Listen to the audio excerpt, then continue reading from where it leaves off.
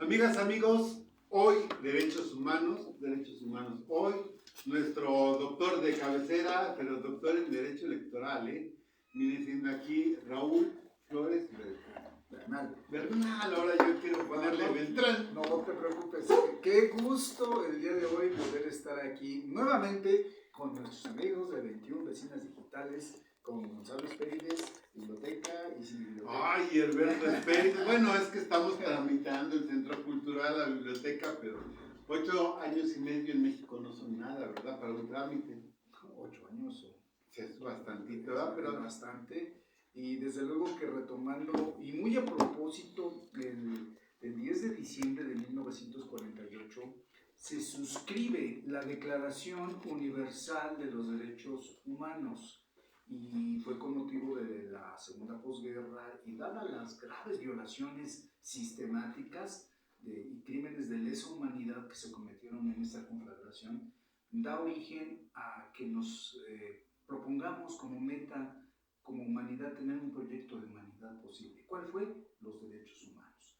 Por eso, un poquito de conocer los campos de Auschwitz. Es correcto, los de Auschwitz. Tenemos tanto en Polonia como en otras partes. Como regiones de Alemania, y que bueno, que buena parte de los territorios dominados en ese momento por la ocupación del Ejército Nacional Socialista de la República Nazi, del Tercer Reich en Alemania. Con el amigo Alfredo, ¿no? Adolf Hitler. Adolfo. Y que finalmente, como humanidad, nos sentamos y tratamos de darnos un paradigma de derechos humanos que se materializó en esta Declaración Universal de los Derechos Humanos. Y su redactor, el filósofo y politólogo francés René Cassin, fue el principal ideólogo que está detrás de esto. Ha habido muchas críticas en el sentido de si esta visión eurocéntrica de los derechos humanos es la única válida, si otras visiones también pudieran ser orientadas, desde luego, a lo que todos deberíamos entender por derechos humanos, o cada sociedad entiende de una manera muy particular lo que debe entenderse por derechos humanos. El tema, por ejemplo, de las comunidades islámicas, donde se dice que la mujer tiene muy menoscabados sus derechos a la representación, a la participación política, y bueno, ya no digamos a la salud y otros temas de educación, y que bueno, a lo mejor desde su perspectiva, conforme a estos versos del Corán que tienen contenido jurídico, los suras, a lo mejor pues ellos piensan que están respetando los derechos humanos. Entonces, esa visión de querer imponer un solo modelo es lo que se critica ahora, ¿no? Pero aquí comentarlo, o sea, el tener pene, el tener vagina, no tiene que ser una distinción. No debería. Sí. No debería. Y también el que use el pelo largo o el pelo corto. Estos son preceptos religiosos, como lo mencionó este maestro, doctor, sí, en el Corán, que se vienen sacando de la Torá, del judaísmo. No, y que del judaísmo primitivo, por llamarlo lo así. que nos debería llamar la atención es que estos versos de los suras que se le llama son de contenido religioso, pero también tienen aplicabilidad jurídica. Entonces, bueno, allá en estas comunidades, y por eso para ellos es norma vigente, norma que se aplica. No, y las suras son posteriores al Corán. Así es. Pero insistir, bueno, mi punto de vista, de nuevo, es mujer o hombre, capacidad de pensar, de crear, claro. Y no hubiera llegado el llamado hombre y la mujer a la luna si no hubiera sido por medio de mujeres matemáticas, ¿no? Así fue. Que así fue. Finalmente, ¿en qué consiste este norte ético de la construcción democrática que llamamos derechos humanos? En una palabra muy simple, pero también muy poderosa: la dignidad. La dignidad. Fíjate que en el medievo los filósofos hablaban del axios, por eso hoy hablamos de axiología, de valores, porque la persona vale, la persona humana como única, central, irrepetible, insustituible. Todas estas características como persona, los filósofos medievales empezaron a hablar del axios. Nosotros ahora hablamos de persona. ¿Y qué quiere decir persona? Fíjate que viene una palabra, dos palabras muy interesantes: ver y sonar, latín. Ver es sonar fuerte, es fuerte, y sonar es el que suena fuerte. Entonces, cuando hablamos de la persona humana, es la que suena fuerte, la que tiene derechos inalienables, imprescriptibles, por su sola condición de existencia humana.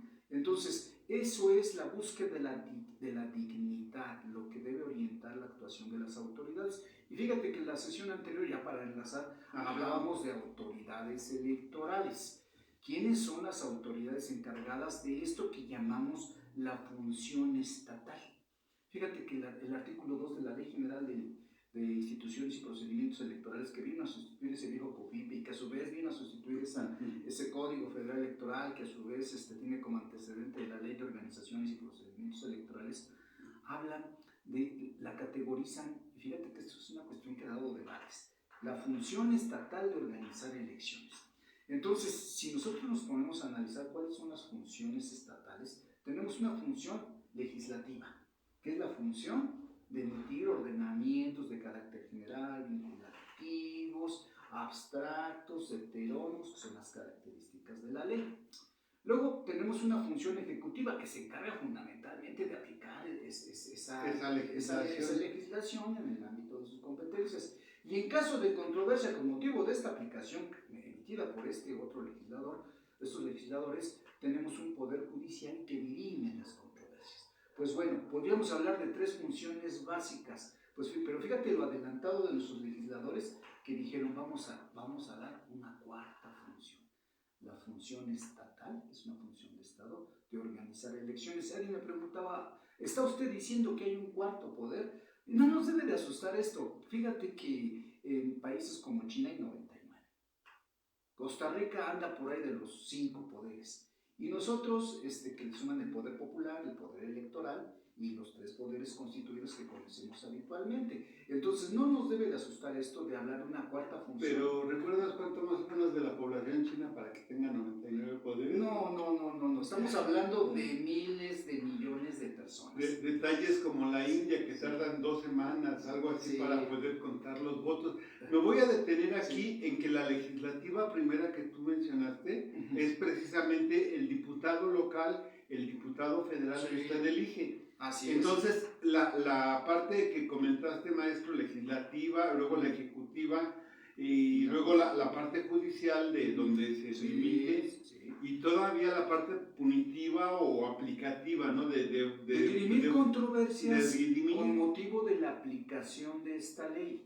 Oiga, es un contrato que estamos suscribiendo. Pues sí, pero ese contrato tuvo que suscribirse conforme a las reglas que el Código Civil nos proporciona. No es nada más de que nos pusimos de acuerdo y ya lo hicimos, ¿no? Incluso hasta los contratos de arrendamiento, la cesión de derechos, pues todos los contratos deben tener ciertos parámetros para tener requisitos de carácter formal, de validez formal. Y que muchos de estos van a iniciar en el Código Civil. Así es. Y por eso la importancia de que ustedes asistan a votar y por eso la importancia de que ustedes asistan a dar seguimiento, ¿verdad? Así es, pero antes de eso, qué bueno que está siguiéndonos a través de estos canales digitales para que podamos socializar. 21 vecinas digitales, ya casi llegamos a CIN y empezaremos a transmitir desde la plataforma oficial aquí en la subdelegación. Yo veo con mucho interés y también comentarios que recibo de manera personal de la gente que sigue con mucho interés esta serie de pláticas. Llegamos a varios cientos de reproducciones en nuestras pláticas anteriores. En algunas hemos tenido hasta 1500, o sea, no es secreto. En otras, pues la verdad, 500, 700. Hemos tenido pero ustedes son los responsables de darle like, así de comentar si me agrada el trabajo o de oiga, le faltó esto. Siempre hay áreas de oportunidad y nosotros te mejoran. Incluso si me dijeran, a mí me gustaría que abundaran en este otro tema, porque es importante, o yo me quedé con dudas, por ejemplo, en la credencialización, o de temas del ejercicio de los derechos políticos. Yo como ciudadano, ¿qué puedo aspirar a la manera en que se ejerce un derecho político electoral? Fíjate que en materia de autoridades opera un principio de derecho público muy interesante. La autoridad solo puede hacer aquello a lo que está facultado, que le permite la legislación. Que no puede hacerse ni un pie hacia la derecha, ni un pie hacia la izquierda, ni un pie hacia adelante, o sea, tiene que ser siempre bajo los cauces estrictos de la legalidad. El particular puede hacer todo aquello que la ley no le prohíbe. Son dos principios que se compaginan y que encuentran muy bien sustento en la materia electoral y por supuesto que la actuación, ¿porque es importante? Porque la actuación de una autoridad electoral puede afectar a ciudadanos, a partidos políticos, a otro tipo de autoridades, a los concesionarios de radio y televisión, que fue un motivo de la reforma en materia de medios de comunicación, a los observadores electorales, a los ministros de culto. Y hoy en día las plataformas, doctor. Ya también las plataformas entran en responsabilidad. Fíjate que si sucedes de estas plataformas, por ejemplo, hacemos un cálculo que de los, somos 135 millones de ciudadanos mexicanos, más de 90 millones tienen acceso a una red social que empieza con una F en un circulito. Entonces, si esta red social fuera un partido político o se hicieran valer propagandas de tipo político, ya tuvimos Cambridge Analytica en alguna época ya en Estados Unidos, ¿qué tanto las redes sociales, que sería también un tema muy importante que la reforma electoral debería de contemplar? Los eurodiputados se pusieron a cuestionar el tema del uso de la inteligencia artificial porque les estaban haciendo campañas sin su autorización, tomaban su imagen y a través de la inteligencia artificial le atribuían una serie de frases, de discursos, de descalificaciones, y que eso mermó incluso la posibilidad de que frente al electorado pudieran ellos tener buenos votos o buena participación política. Y entonces sí sería muy importante que, avisorando estos temas de la reforma electoral, que trataremos ya en la próxima sesión, cuando sea, sería muy importante que los legisladores se pusieran especial énfasis en estos temas de inteligencia artificial. Y fíjate que en México, en la pasada campaña presidencial, ya se utilizaron mensajes creados por inteligencia artificial y que incluso una de las candidatas, una X, ella denunció ante el IFE pues que le estaba siendo víctima de esas campañas que se utilizaban mediáticas, donde le atribuían una serie de declaraciones que ella en realidad no había dicho. Y fíjate que se necesitan, para desenmascarar una producción creada con inteligencia artificial, se necesita otra serie de programas cibernéticos muy complicados, porque la inteligencia artificial está tan avanzada que hasta el parpadeo de las personas pueden emular. Entonces, sí, en el caso de la imagen de la persona tiene la capacidad, pero el otro asunto es la capacidad de que la señal salió de Australia salió de Francia salió de Rusia, y lo que comentas, no solamente la señora X, sino también la actual ejecutiva comentó que precisamente en Argentina se fabricó una gran cantidad de bots. Y en fin, te quería comentar esto que decías de la campaña. Hay un partido Bolillito, que dice que puedes ser candidato tú joven. Y me acordé mucho hace 20 y tantos años que también lo mismo dijo el de los 3 colores, que podía ser candidato si tu comunidad te elegía. Esto es real, o sea, legítimamente y dentro de la ley es real, pero normalmente los cotos de poder que existen en las cúpulas terminan diciendo, es que ganó mi preferido dentro de él. La última parte de esta sesión, de esta plática, que insisto, solamente es informativa y educativa, no tiene tendencia. Es de carácter académico. Hablaremos un poco de los sistemas electorales, pero hablaremos sobre todo de esas listas que los partidos registran y que pueden ser cerradas, bloqueadas, abiertas, donde en otros países de esa lista, por ejemplo, que se vota DRP, en México es cerrada y bloqueada. ¿Qué significa cerrada? Que yo no puedo meter candidatos, sino que son los que me proponen el partido. 2, bloqueada, es decir, yo no puedo decir, fíjate que de la lista de 20, yo quiero que el que está en 20 esté en el primer lugar, para que le toque luego la curul. Abiertas significa que yo puedo decir, fíjate que en tu lista partido no incluiste a este candidato o a este ciudadano y a mí me parece muy bueno, entonces vamos a meterlo a tu lista. 2, pero no quiero que meterlo en el 20, yo quiero meterlo en el 1. Entonces, ese tipo de participación ciudadana, porque tocaste un punto muy importante. ¿De qué se tratan las sucesivas reformas electorales y que muchas veces los operadores políticos nos las venden como que es la reforma perfecta, como que es la reforma definitiva y después de esta el diluvio? Entonces, a ver, se trata de empoderar al que no está empoderado. ¿Y quién es el que no está empoderado? El ciudadano. El ciudadano que se cuestiona todos los días sobre la calidad de sus servicios. Hace 8 días nos platicabas con mucha emoción, con mucho entusiasmo, el hecho de que teníamos... tuvimos aquí al presidente municipal, a Selfa, es correcto, un saludo a Max, que nos apoyaron, y inclusive hasta mi calle le tocó, hasta la calle Eritia le tocó bacheo. Entonces, fíjate que de eso se trata la política en su sentido más puro, de bien común, y se trata de empoderar al que no tiene poder. ¿Y cómo lo hacemos? Fíjate que hemos intentado una serie de sistemas electorales para transformar esos votos, esos millones de votos, en 500 puestos de representación en el Congreso, o en 75 diputados en el Congreso del local. Del Estado de México. Que son 13 millones de electores, entonces no es tarea fácil. Una tercera parte casi de los votantes del Estado de México, doctor. Sí, entonces no es tarea sencilla, Entonces, ¿y cómo lo hemos hecho?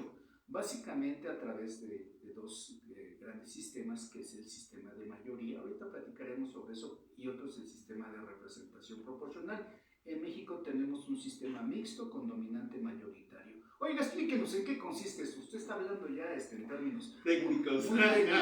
Pues significa que tomamos una parte de diputados de mayoría y otra parte de diputados de RP.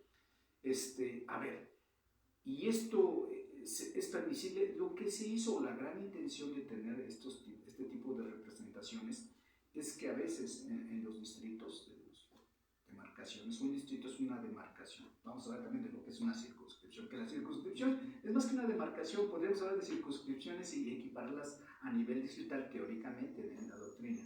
Pero lo muy importante es qué pasa cuando a veces se gana con un voto de diferencia. Esos votos que no obtuvieron la curul, pues se entenderían como menospreciados, como despreciados. Entonces, a efecto de darle representación a esa segunda, tercera, cuarta, quinta fuerza, habría que tener un umbral mínimo de votos. Hay umbrales. ¿Qué significa esto? ¿Qué es un umbral? Pues es el mínimo de porcentaje de votos que un partido político debe de tener para tener acceso a los puestos de representación. Si no, con 5 votos tendrían derecho a una fracción mínima de diputado. Entonces, es muy importante que se reflexione sobre estos temas, porque como tú lo apuntaste, es que a veces es la jerarquía de los partidos los que ponen a los candidatos. Fíjate que en Uruguay, fíjate esta ley tan interesante en Uruguay, los ciudadanos votan por el partido, igual al lema, y por el sublema. Y ellos dicen, a ver, dentro del partido A hay 3 o 4 que son los buenazos de ese partido, ¿no? Entonces el ciudadano vota al seno del partido. Y entonces algunos votarán por la opción 1, por la opción 2, por la opción 3, por la opción 4, por la opción 5. Vamos a pensar que el de la opción 5 haya sido que dentro de los 4 de ese mismo partido tenga el mayor número de votos, le llaman sublema. Pues se le suman los de los otros 4. Fíjate. Y entonces, ¿qué se gana con esto? Empoderar, porque ya no será la dirigencia partidaria la que pone o quita a los candidatos. Será el ciudadano con su voto el que define al final del día a quién le va a dar dentro de esas 5 corrientes. ¿Y qué evitamos con esto? Y esto sería la candidatura para quienes nos escuchan. ¿Y qué evitamos con esto? 1, la fragmentación partidaria. ¿Has escuchado de que como el pueblo, como yo siento que puedo, pues me voy y fundo mi otro partido? O me voy a otro partido porque acá... Y se fragmentan los partidos. Y se fragmentan los partidos políticos. El otro beneficio es que empoderamos al ciudadano. El ciudadano es el que decide. Pero como todas estas series de reformas electorales, pues no la aprueban los ciudadanos, la aprueban las fracciones parlamentarias representadas en los órganos legislativos. Por eso una autoridad electoral son las legislativas. Oiga, ¿ya acaba? No. Hay autoridades administrativas. Oiga, pues no, que no pertenecen a la administración pública, son órganos autónomos hasta el día de hoy. Hasta el día de hoy. Y van a funcionar con leyes ya establecidas. Funcionan bajo el principio de reserva de ley. Que nos comentaste ya el corolario, ¿no? El rosario de leyes que han ido cambiando de nombre, pero siguen teniendo la utilidad que nos interesa ahorita, ¿no? Y es la organización de las elecciones, decíamos, es una función de Estado, que se realiza en este caso por el Instituto Nacional Electoral y por los denominados OPLES. Y también reflexionábamos sobre quiénes integran estas autoridades electorales.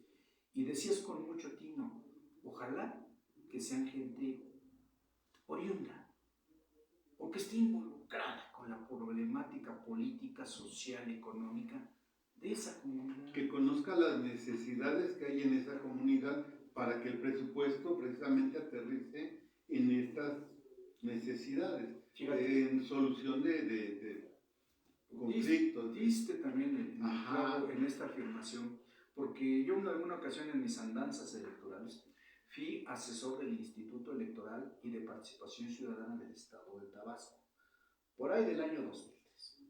Y entonces fui a aplicar... Estás hablando de Madrazo, ¿no? No, todavía después. No, fue el anterior. Okay. Pero a lo que yo iba, me tocó aplicar la fórmula de representación proporcional, de desarrollar, proyectar lo que se llama el acuerdo del Consejo General por el que asignaba a los diputados de representación proporcional. Caso curioso, en ese estado había 2 circunscripciones y era un estado chiquito en cuanto a sus números de diputados, que no llegaban a 12 o a 13, entonces era bien curioso. Era como el Cabildo de Toluca de 12. Se encarecía mucho el costo, al ser menos los mandatarios que se van a elegir, estos 13, se encarecía. Y entonces teníamos un problema de que a una circunscripción le teníamos que mandar 7 y ahora le teníamos que mandar 6 diputados. Y entonces las circunscripciones entraban en debate en los partidos, porque no, pues yo quiero estar en esta, no, pues si fuéramos en la segunda, pues yo sí tendría el nombre. Pero bueno, a lo que voy, me tocó aplicarla. Yo creo que los consejeros quedaron muy contentos con la explicación, con el acuerdo que sobrevivió a la impugnación local y a la impugnación federal. Y entonces me dijeron, oiga, ¿por qué no se queda usted a trabajar aquí? Y lo vamos a hacer director de la 12. Y yo les decía, ¿y qué es la 12? Es la Dirección de Organización, Capacitación Electoral y lo que resulte. ¿Cómo está eso? Había solo dos direcciones, la de Administración y la 12. Digo, pues muy honrado, pero creo que en un ejercicio de sensibilidad, yo dije, no conozco la realidad política de esta comunidad. Me mandaron a Tenosique, que es el municipio más alejado ahí del estado de Tabasco, que colinda con Belice, y no entendía yo la verdad la problemática de los grupos políticos. Entonces hace algo muy distinto, muy parecido cuando alguien llega por acá o llega por otros entornos y quiere asumir o lo proponen o por lo que tú gustes y mandes. Ajá. Pero sí, tú apuntaste muy bien, pues ojalá ahí fuera alguien que conozca el entorno, que conozca las problemáticas. Fíjate que nosotros tenemos temas recurrentes en San Felipe del Progreso, en San José del Rincón, en Temoaya, en el sur del estado, y hay que entender que son distintas realidades políticas y que no puedes llegar con los mismos tamices a veces de aplicación o de más bien de conocimiento de la realidad política, porque la ley la aplicas a todos, pero el tema es que sí debes de ser sensible, de tener la sensibilidad y el conocimiento de esa realidad política. Pero bueno, entonces hablábamos de que existe un INE y que tiene muchas actividades, como cuáles: capacitación electoral, geografía electoral, padrón y lista nominal, ubicación, fiscalización, reglas, lineamientos, impresión de formatos, y también tiene que vigilar a los OPLES. ¿Quiénes son los OPLES? Los institutos electorales en cada estado.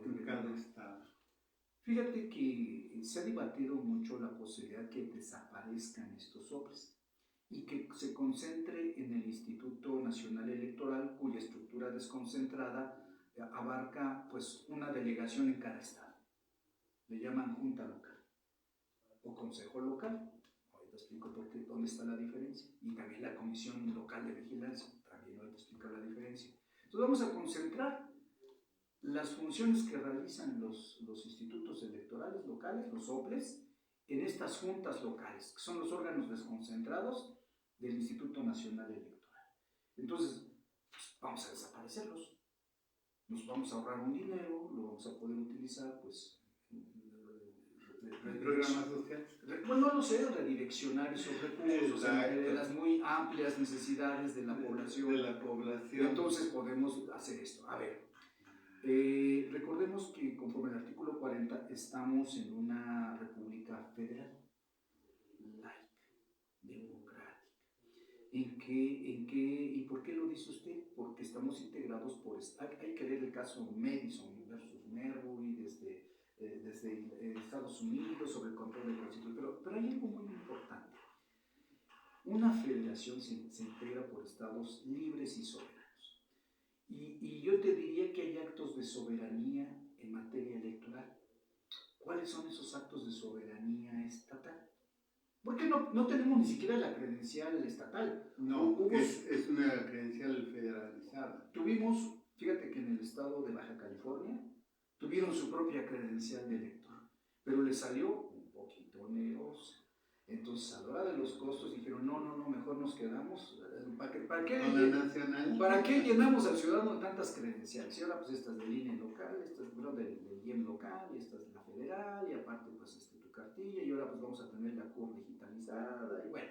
Entonces, ¿para qué tanto documento? Entonces, vamos a quedarnos solamente con la credencial local. La geografía electoral que utilizamos, la de las secciones, es federal. Quien fiscaliza los recursos públicos solamente es la instancia federal. La federación. Quien designa a los consejeros de los OPLES, a los integrantes del Consejo General, pues es el Instituto Nacional. Entonces, hay una serie de atribuciones. Que como decimos, es Instituto Nacional Electoral independiente del gobierno federal. Fíjate que yo he sido docente de la maestría en Derecho Electoral aquí en el Instituto Electoral, a quienes mando un cordial saludo a su muy distinguida área de capacitación y documentación. El CEFO le llamamos en el bajo mundo electoral, el Centro de Formación y Documentación Electoral. Yo fui fundador de su maestría por ahí del año 2010. Y fíjate que yo siempre reflexionaba cuando se dio esta reforma, la reciente de 2014, que centraliza muchas de las atribuciones de los OPLES, se las pasa a los CINES. Y yo les decía, a ver, ¿es más complicado ahora con la reforma? ¿Hacen más o hacen menos funciones? En rigor, muchachos, estamos en la academia, como ahorita estamos en la academia. Y me decían, pues la verdad hacemos menos. Bueno, hacen menos, ¿con más o con menos presupuesto? Híjole, pues como con que... menos. No, fíjate que el IEM sigue teniendo sus presupuestos muy buenos. Muy buenos. Entonces, yo les decía, a ver, si hacemos menos con el mismo dinero, entonces ahí está un argumento, Ahí está un argumento que es peligrosísimo, porque alguien con un criterio utilitario nada más puede decir, pues nos sale muy caro y hacen menos. Bueno, pero hay actos de soberanía que son indelegables, porque la soberanía, ¿qué significa soberanía? La soberanía significa, según Bobbio, según todos los autores que han hablado sobre la soberanía, Thomas Hobbes, entonces significa que es un poder que no tiene otro poder encima. ¿Sí me explico? No, simplemente el nombre de la Constitución Política del Estado Libre y Soberano de México, entonces, del Estado de México, ¿no? Volvamos a aterrizar en la materia electoral. ¿Cuáles serían estos actos de soberanía que no pueden delegarse? Uno es el contar votos. El contar votos es una atribución de las autoridades estatales. Dos, si ya conté los votos y dije esta fuerza política con este candidato son los que tienen el mayor número de votos, le voy a dar su constancia. Entonces, ese es el segundo acto de soberanía que no se puede delegar, que no se le puede dar a otra autoridad. Que no se debe, no. Bueno, o sea, se puede al desaparecer el OPLE, ¿no? podrían desaparecerlo, Ajá, pero ya se estaría violentando la soberanía. El pacto federal, tendríamos que ser una república federal. De uno de los 32. Bueno, que si se hace con fíjate todos. que cuando hablamos de derechos humanos hablábamos de las 7 Ajá. leyes centralistas, entonces en ese tiempo éramos una república centralista. Tendríamos que desaparecer a los estados y transformarlos en departamentos, como ya vivimos por ahí de 1836. Luego nos dimos otra constitución federal de 1842 y finalmente llegamos a la del 57 que dijo, no se acabó. Aquí vamos a ser república federal y costó guerras. Costó guerras es esa definición política. Bueno, ¿a qué voy con esto? Si el contar los votos, partido A, tantos, partido B, tantos, partido C, tantos votos nulos, tantos no registrados, tantos de los independientes, y el que obtuvo el mayor número de votos, pues, oiga, ya ha habido casos en los no registrados obtengan mayor número de votos en Veracruz. Tuvimos un caso donde el no registrado obtuvo mayor número de votos. ¿Y cómo le hacía? Fíjate que se organizó la ciudadanía. Siempre el tema ciudadano es interesante. Es muy interesante. Se organizaron los ciudadanos y mandaron a hacer pegotes como calcomanías con el nombre del candidato.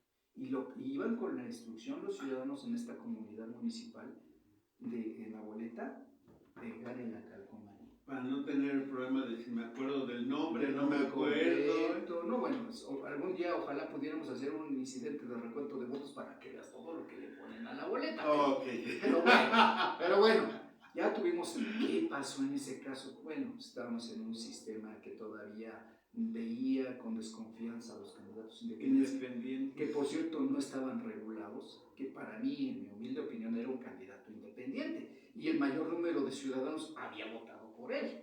Entonces, había obtenido. Bueno, entonces, hay dos actos, regresando al tema, hay dos actos de soberanía. Uno, indelegables. Uno es contar votos y otro es declarar al ganador.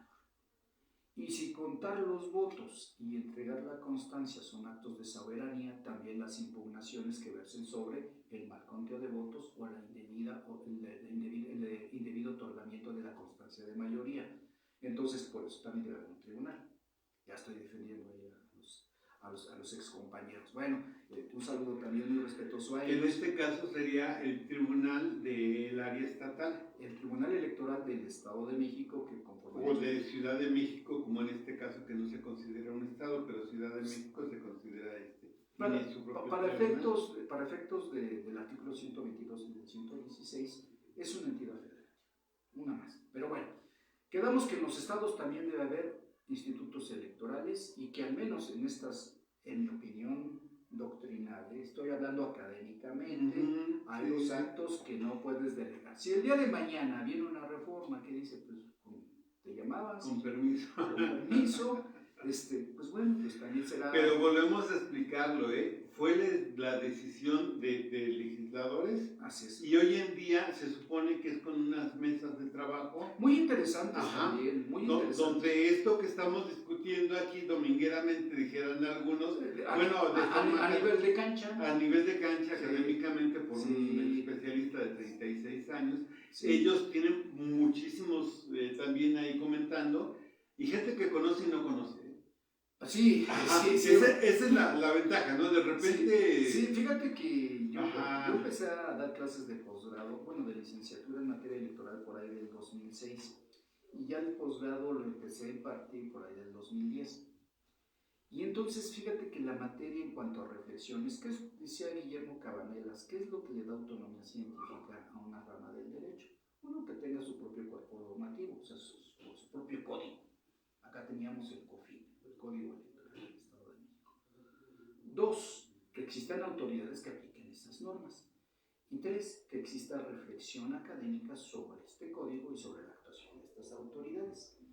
Por eso podríamos hablar, en esos años de la última década del siglo pasado, podríamos hablar sí de incipiente materia electoral.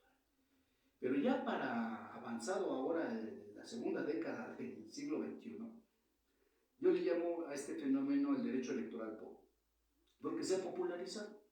Y entonces ya en los debates encuentras gente que, como bien apuntabas, gente con mucha experiencia, pero también gente que pues no carece de ella o carece de esta formación, Pero que aún así opina, y también pues bienvenida, es una opinión que es interesante. Sobre todo porque esa opinión se tendría que ver si entra o no entra dentro de las experiencias ya. Fíjate que dentro de estas experiencias. es muy importante lo que acabas de apuntar. ¿Qué ejemplo? Yo siempre les pongo este ejemplo a los alumnos en materia electoral. La materia electoral o el sistema electoral es como la maquinaria de un reloj fino, que precisamente con sus engranes, con sus tornillos y con todo, está perfectamente diseñado. Entonces tú como operador jurídico, cuando digo operador jurídico me refiero a las autoridades electorales, consejeros, magistrados, directores, líderes de proyecto, todos, secretarios generales, todos, deben ser muy cuidadosos porque si yo le aprieto o le muevo una tuerquita aquí, o le cambias un engrane, entonces tienes que cambiar una serie de engranes para que siga funcionando. Fíjate que entonces las repercusiones van a ser aquí, aquí y aquí. Y tendrías que hacer estos ajustes, como bien lo apuntaste, aquí, aquí o aquí, si no el sistema se vuelve disfuncional. Entonces, eso es lo que tenemos que hacer para mejorar. Sin duda, todas las instituciones, todos los sistemas son perfectibles. ¿De qué se trata? De hacer una perfectibilidad avanzando. Oiga, no nos funcionó este tema de la tómbola. Pues vamos a estudiarlo. Pero curiosamente esta tómbola nos trajo muchos nuevos actores, ¿no? Porque sí, también la tómbola fue en un solo... perdón, ya me fui. Sí. En Morena fue donde se puso la tómbola la primera vez con Andrés. Sí, se puso. Y se tuvo que poner cuando la Suprema Corte dijo, es que estos jueces ya no los quiero yo auscultar. Pues en el Consejo General del INE, la actual integración, no se ponían de acuerdo los actores políticos. Y se fueron por se tuvo que hacer. Entonces, fíjate que este tema del sorteo, los griegos lo manejaban en un aparatito que le llamaban cleroterión, que era con tarjetas, pero ahí como se sorteaban, los cargos eran, y a veces para jurados eran de 200, de 300. Entonces, pues, si salías en la primera, y era por líneas, tenía por líneas las tabletas, entonces donde caía la piedrita, la piedrita donde caía, que era cilíndrica, donde caía, era donde toda esa línea o salía descalificada o salía favorecida. Entonces, ese tipo de decisiones se tomaban ya en la Grecia, o sea, tampoco es tan novedoso eso. No, de la tómbola. De los sorteos. Entonces, ¿qué diríamos? A lo mejor verificar que los que sí se inscriban, porque ese fue otro tema. Que cumplan que sí cumplan la cabalidad, no hacerlo tan acelerado, sí revisar los currículos, sí incluso entrevistas, pero no con el asesor del asesor, sino con sí, efectivamente. Con alguien calificado. Efectivamente, que con quien vaya a tomar la decisión, sería una sugerencia muy respetable, pero bueno, ya lo iremos viendo. También existen las fiscalías. Imaginemos que existen 3 grandes campos, que hay una irregularidad, y siempre les he dicho a mis alumnos, a quienes mando un saludo, a mis discípulos y en los cursos, conferencias que me toca participar, y hoy no va a ser la excepción. Imaginemos 3 grandes círculos concéntricos. Uno le llamaremos derecho procesal electoral. Hay una irregularidad, y entonces vamos a ventilarla a través del derecho procesal electoral, que regula las causales de nulidad, de votación recibida en casilla y de elección, porque el candidato es inelegible, porque se utilizaron recursos públicos, porque hubo recurrente violencia de género, porque hubo utilización de símbolos religiosos. Entonces vamos a declarar nula esta. ¿Por qué no se instalaron el 20% de casillas? Porque se anularon el 20% de casillas. Entonces tenemos una serie de causales y se ventila a través de un juicio de inconformidad. Esa es la vía procesal. ¿Y quién lo resuelve? Un tribunal electoral, sea estatal o sea incorporado al Poder Judicial Federal. Oiga, ¿es lo único? No. También hay algo que le llamamos el derecho administrativo sancionador electoral, que se le llamaba en ese tiempo, una serie de faltas administrativas a la legislación. Y me venía acordando, ahorita, cuando venía yo para acá, hubo un caso donde un partido político tenía 2 presidentes, 2 secretarios generales y, lo interesante, 2 tesoreros. que era el mismo que era el representante ante el Consejo. Entonces, ¿qué norma hay? Porque en realidad no estaba vulnerando una elección. En realidad estaba vulnerando una disposición administrativa que decía que los partidos políticos deben tener un presidente, un comité ejecutivo, deben tener un consejo político, deben tener... Pero me estás hablando de un proceso de división de ese partido. Por eso, que empezaba con esa... Pero vulneraron la disposición administrativa, que decía debes mantener la regularidad en tus órganos. Entonces, pues, ¿qué procedía? Una sanción. Derecho sancionador electoral, ¿a través de qué vía? Un procedimiento, o sea, especial sancionador u ordinario sancionador. ¿Quién conoce? Es como el Ministerio Público. Van y levantan su denuncia, inician su denuncia ante el Instituto Electoral, reúne todos los elementos, a veces les da garantía de audiencia, a veces no, con lo que tengo sí es para que el tribunal conozca y se le remite al tribunal. El tribunal, de ser un órgano jurisdiccional, que es una crítica que yo hago, un comentario que yo hago doctrinalmente, el tribunal, de ser máxima autoridad jurisdiccional, de ser un juez que resuelve jurisdicción, es decir, con fuerza vinculativa entre las partes, se vuelve un sancionador. Tiene dos características.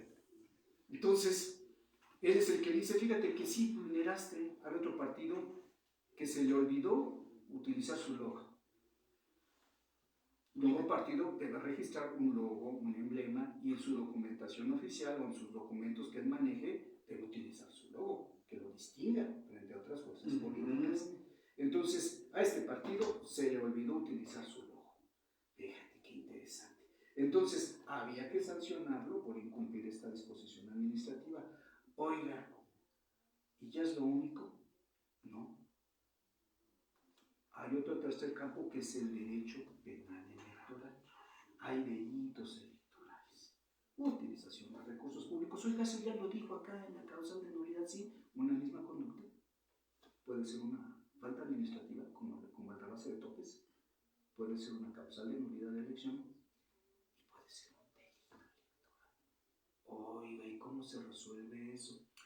Siempre le he dicho, para los estudiantes, no para más que a los estudiantes. A los ejercitadores de la política, sino al estudiante. Fíjate que lo que debes de hacer es iniciar tu juicio, porque debes de ver qué quieres, cuál es tu finalidad. Pues yo quiero que se anule la ley, o que mi candidato suba de segundo lugar a primer lugar. Teníamos el caso de impugnaciones donde el cuarto o quinto lugar quería ser primer lugar. Ya sabes, esta materia da para muchas anécdotas, y si yo te platicara de anécdotas tendríamos que abrir otro mes de derecho electoral. Pero bueno, a lo que yo voy, una misma conducta, como por ejemplo el rebase de tope de gastos, puede ser un delito, puede ser una falta y puede ser un juicio de inconformidad. ¿Qué es lo que me interesa? Que a esta persona malosa lo sancionen administrativamente, que esta persona malosa le impongan una pena de prisión o algo así, o que se anule la elección. Como buen abogado, ¿qué les sugiero? Hagan todas. Y lo único que tienes que hacer es decir, fíjate que porque todas las pruebas a veces, ¿qué crees? No están en el juicio. Muchos de los juicios electorales, hay otro tipo, no se pierden porque no te hayan querido dar la razón. En un Estado de Derecho, el que afirma está obligado a probar. Pero fíjate que mis pruebas sobran en la carpeta de investigación, que allá en la Fiscalía de Delitos que electorales, que no sé qué. Pues sí, entonces lo que tienes que hacer es decirle, oye tribunal, te acredito que estos hechos también los denuncié como delito, y todas las pruebas, facturas, monitoreos, ¿qué crees? Están allá. Entonces, pero en este caso lo reforzarías con una copia. Fíjate que no siempre se quedan con copia. Y yo como juzgador te hablo de mi criterio. Pues quedas indefenso si no tienes un juego de copia. Un día me dicen eso. Entonces, y fíjese, y me anexan su copia. Totalmente ilegible. No. Entonces, ¿qué hice? O totalmente, pues, con una muy mala definición la copia de estos. Aquí dice que están repartiendo alguna despensa, algún bien, algún recurso económico, pero pues yo no advierto más que unas manchas. Entonces, recordemos que el juez no es perito. Y no es acto de fe, o sea, si no hay legibilidad, no es un acto de fe. Recordemos que el juez, y eso pasaba mucho ahorita en la elección judicial, pues donde pues, sí se cuestionaban muchas cosas. Bueno, hubo una ocasión, hermano, que nos acompañaron gallinas y chivos como prueba fehaciente de que era lo que se repartía en las comunidades. Ajá. Imagínate allá en la Secretaría General del máximo órgano de justicia electoral de este país, las gallinitas y los chivitos, y entonces, bueno, es que a veces las impugnaciones de veras que son bastante interesantes. Bueno, pero ¿qué pasó? Te puedo decir que una misma conducta puede ser ventilada a través de las tres vías. De las tres vías. De las tres vías, oiga, no que una persona no puede ser judía, eso es lo que dice ahorita un empresario. Pues eso estás juzgando dos veces, ¿no? O un grupo de empresarios, pues no que la Constitución prohíbe ser juzgado dos veces por una misma conducta. Cuando se protejan valores distintos, porque se protege a valores distintos en estos casos, sí se puede. Tan es así que nosotros, porque la carpeta de investigación, estarás de acuerdo, que se va a resolver o se va a determinar por ahí del otro año. Y entonces hasta hacen ponencias de archivo luego las fiscalías, dicen, y como no encontré más elementos, que se archiven. ¿Qué hacen a veces en los institutos electorales? Se la remiten al tribunal, pero pues cuando le llega al tribunal, pues el funcionario ya tomó posesión. No es como en Alemania. En Alemania, cuando se acredita alguna irregularidad atribuida a un candidato victorioso que obtuvo la constancia y que asumió el cargo, se le separa del cargo. Pero eso es en Alemania.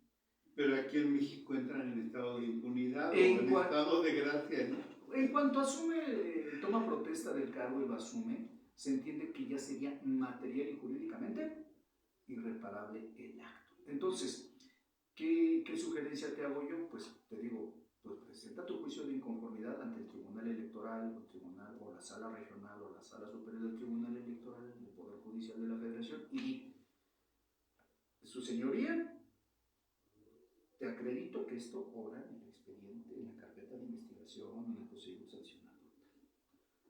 ¿Qué hacíamos yo? Yo pedía, ya que vas a resolver hasta la última instancia, ¿no? Yo sí tengo que resolver en 2 semanas, ¿no? Yo tengo que resolver pronto, entonces mándame las pruebas en original, pero eso depende mucho del criterio del juzgador. Para que permita... Para que no pase lo que tú dices. Ajá. Entonces, de que manden la copia mal integrada y todo este tipo de situaciones, que finalmente el juzgador no le constan los hechos. Hay un libro muy interesantísimo que yo sugiero que lean todos mis alumnos, y también lo sugiero al público, que se llama ¿Cómo se hace un proceso?, de Francisco Carneluti. Y lo que él dice es que al juez no le constan los hechos. Si le constaran los hechos, sería parte, sería testigo. Y ahí ya no podría ser juez ya, por ser testigo. Ya le constaría. Fíjate que tendría que excusarse. Fíjate que esto lo apuntaba, y como esta serie de consejos, yo muchas veces me siento pues emulando este ejercicio, porque este libro es producto de una serie de pláticas que dio en la radio y televisión italiana, en la RAI. A ver, tengo como 7 tomos de mis obras del compendio de Derecho Procesal Civil, pero pues no voy a poder agotarlo en una serie de pláticas radiofónicas. En ese tiempo el radio era pues un mecanismo de difusión muy amplio, y entonces lo materializó en un librito muy pequeño, esta serie de pláticas. A lo mejor sin ese rigor científico, yo también ofrezco esta justificación. Si tú que nos escuchas eres un súper especialista en la materia electoral o en la materia de derechos humanos, recuerda que estamos haciendo un ejercicio académico y de difusión, y que lo que intentamos es socializar el conocimiento jurídico de una manera muy ágil, muy a cualquier nivel, accesible, ¿no? En academia llamamos nivel cero, ¿no? Grado cero. Entonces, esa es la razón de ser, que a lo mejor cometemos una serie de imprecisiones doctrinales. Se vale el comentario, se vale el ajuste, el apunte, porque luego me pasaba luego antes, es que el entrevistado dijo A, B, C y incurrió. A ver, pues lo que yo decía era conforme a lo que había y a la teoría que yo tengo acceso. Y en teoría, cada académico tiene su punto de vista, ¿no? Entonces, vamos a hablar también del los sistemas electorales esta sesión y la otra para que finalmente, cuando podamos, vamos a ir tocando. ¿Te acuerdas cuando hablábamos de los 10 puntos del amparo? También vamos a hablar de los 10 puntos de lo que se está comentando en la reforma electoral, y ahora que ya tú tienes este bagaje, le llamamos también repertorio de entrada. No entramos directo a decirte está bien, está mal.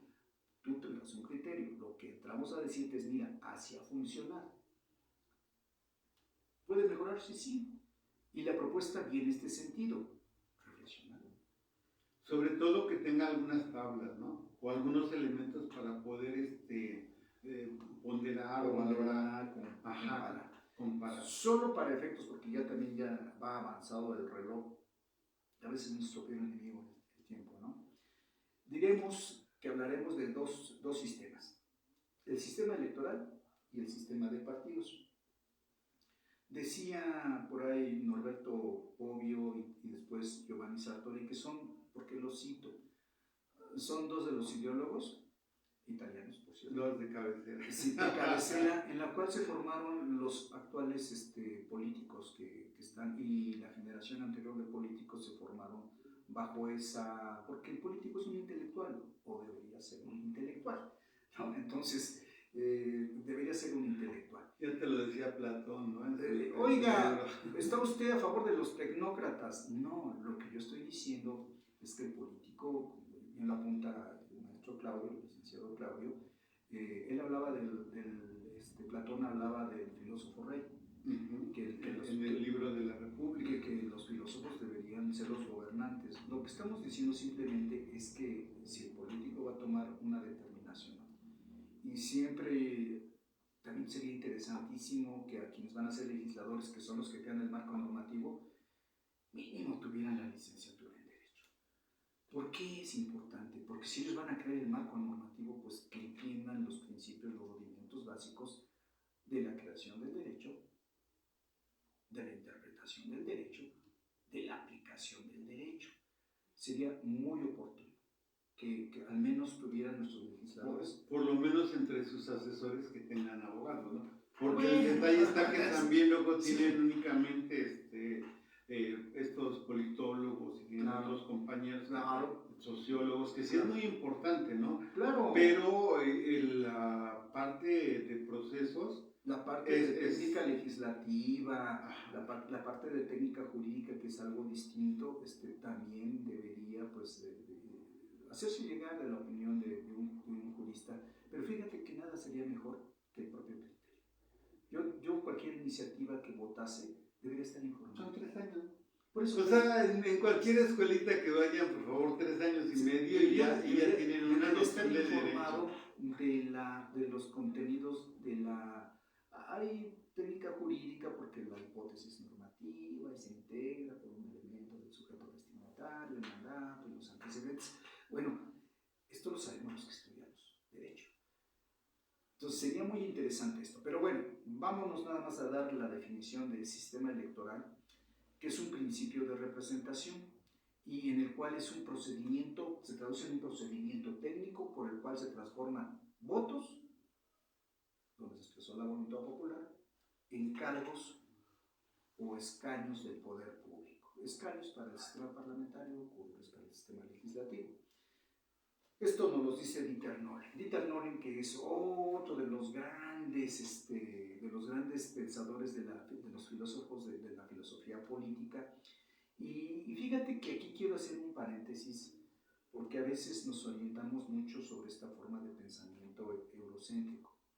Yo admiro mucho el modo de pensar, y esta es una crítica que hace Enrique Dussel, que tú lo ubicas muy bien, porque él nos dice, a ver, las filosofías del sur, las filosofías políticas del sur.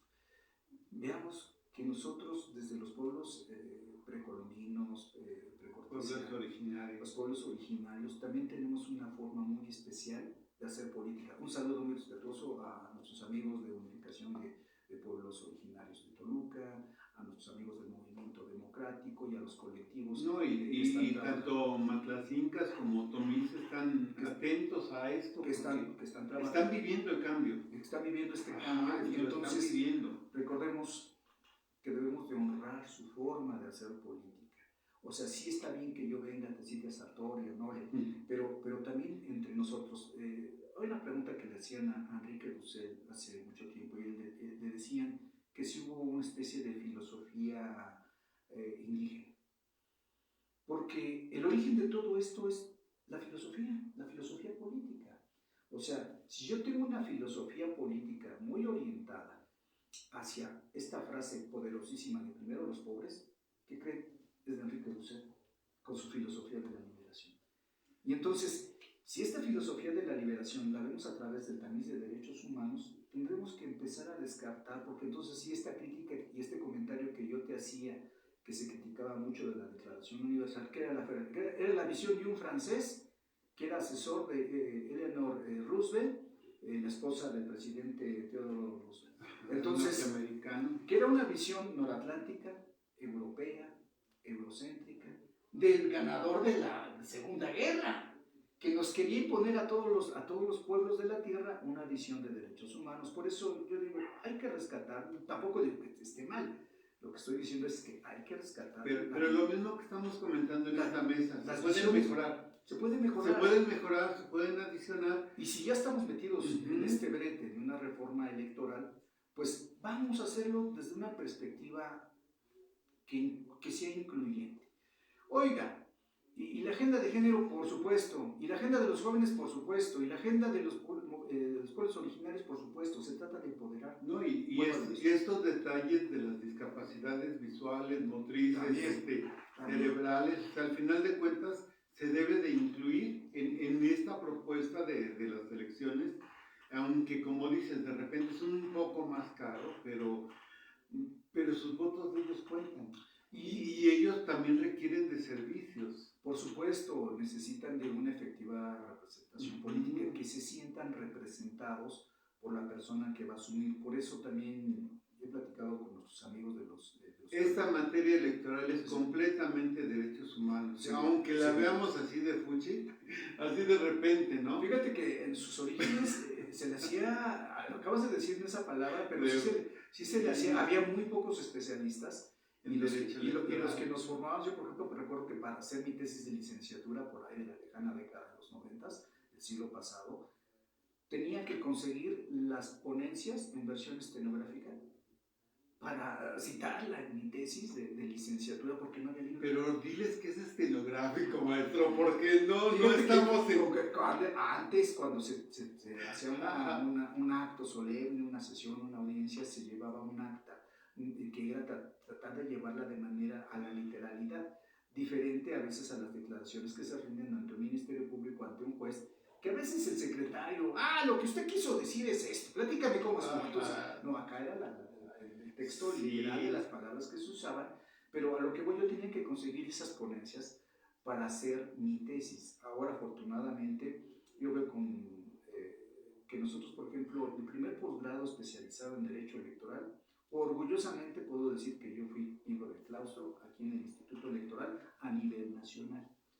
Ya después vino el Centro de Capacitación Judicial Electoral, vino el Instituto Nacional Electoral, entonces IFE, pero los que tenemos el orgullo de ser los primeros formadores de maestrantes y de especialistas en Derecho Electoral somos aquí en el Instituto Electoral.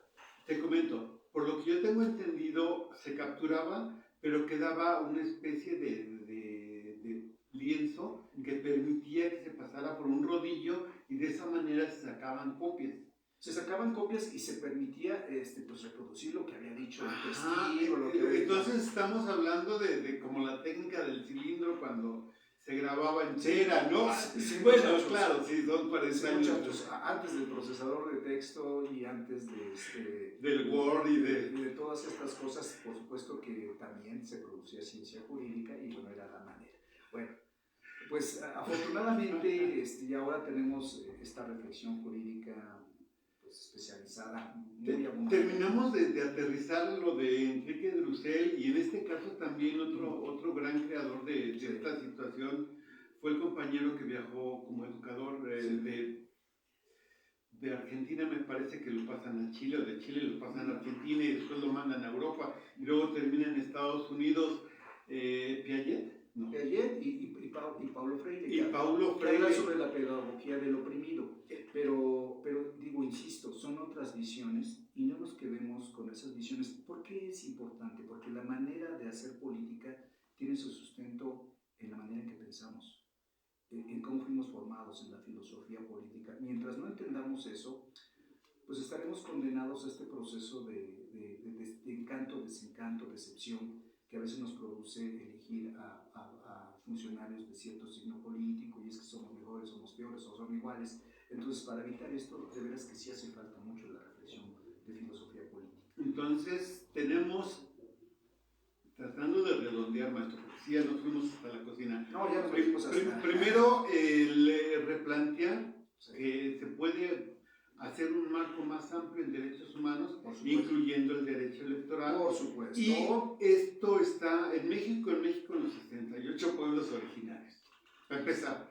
Y también con toda esta cosmogonía de los pueblos originarios de la Patagonia hasta la Colombia, hasta esta parte, hasta el Panamá. Le llamaban, ellos mismos se llamaban a esta región Avillana.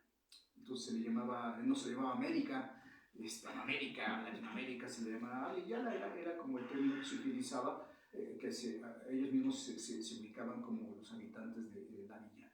¿Qué podemos retomar de todo esto, y ya para cerrar un poquito la reflexión?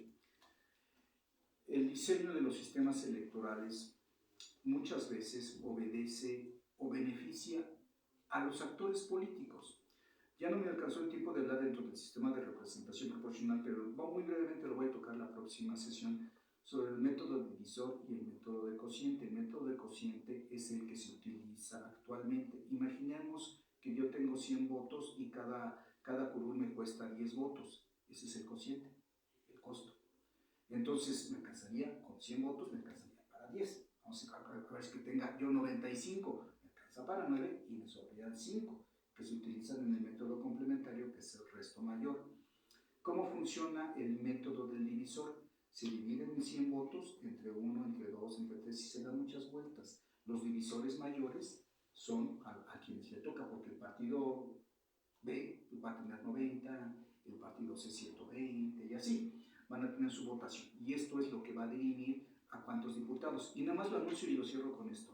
El sistema de cociente beneficia a los partidos chicos y el divisor a los partidos grandes. Les vamos a recomendar que regresen en 21 vecinas digitales y vayan viendo las anteriores que hicimos. Por supuesto. Para que en enero aproximadamente retomamos. Así es, con todo el gusto y el entusiasmo. Estoy viendo aquí el calendario que nos hace favor de tener la subdelegación, y si es martes, estaríamos como por el 3 o por el 10, dependiendo de cómo estemos de posibilidad. Sí. Y no lo echen en saco roto. Estamos hablando de qué quieren comer el día de mañana, de en qué calle quieren caminar, de qué tanta seguridad quieren tener. O sea, la materia electoral es la que define tus derechos prediales, cuánto vas a pagar de precio y qué situaciones vas a tener. Eléctrica, entonces, que son cosas que nos pegan. Entonces, es de responsabilizarse. Vean los anteriores